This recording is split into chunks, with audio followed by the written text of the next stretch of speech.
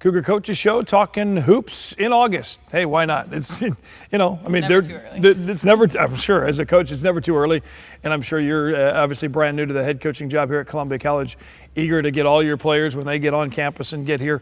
What is the summer like as far as what you can't do, as far as practice together, those kind of things, as far as rules with the NAIA? Yeah, obviously new to me as well, so I feel familiarizing myself, but we can have a lot of hands-on contact with the players. So the players that are here, it's a great opportunity for me to see them playing as a group, individually. I look forward to taking advantage of that definitely in the coming summers as well.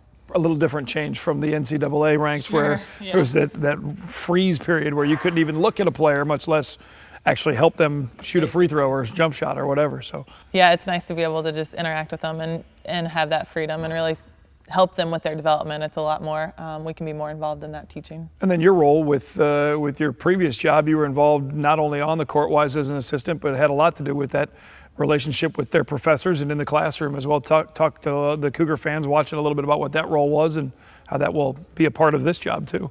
Yeah, I was fortunate to be kind of the liaison for our academics, so I think that as a whole, academics are a huge part, student athlete, the students first. So that's ultimately why they're here and why they're going to colleges, to get a degree and to move on. So as much as we'd like everyone to be able to go on and play basketball, it's not quite realistic. So I was really able to just provide that support, kind of a little bit of guidance, and we really achieved well in the classroom, and I think that that's a huge part of the overall experience, and especially here at Columbia College with, the student to faculty ratio being what it is, and something that I'd love to, obviously it's going to be a huge part of emphasis in our program. Now, as far as the X's and O's side of the academic side of things, a different classroom, if you will, different side of the study, what is your dream scenario for how this team is going to play basketball?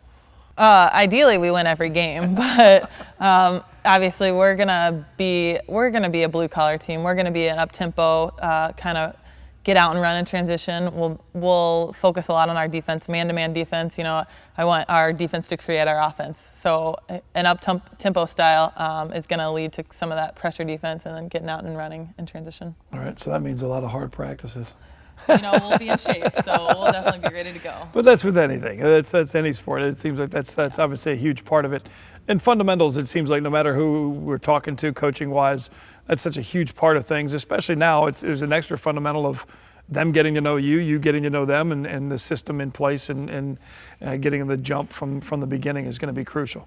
Sure, and again, more of that hands-on experience and teaching things that I'm really excited about, with emotion-oriented offense than teaching, like you said, fundamentals and just kind of the basis of it, and letting the players do some read-react type scenarios. And the fact there's only a couple leaving, as far as that moved on after being seniors, that'll probably, in a lot of ways, at least maybe I'm wrong, but I think help in that transition, that there's so many together that have played for several years together that can help them and you and everybody kind of become that better team together. Definitely had a lot of the girls come, talk to me about just how cohesive the unit is right now and how much they're ready to go move forward as a group. So again, also very attractive about the position. Number one goal for you as a head coach this first season, personally, what is that for you?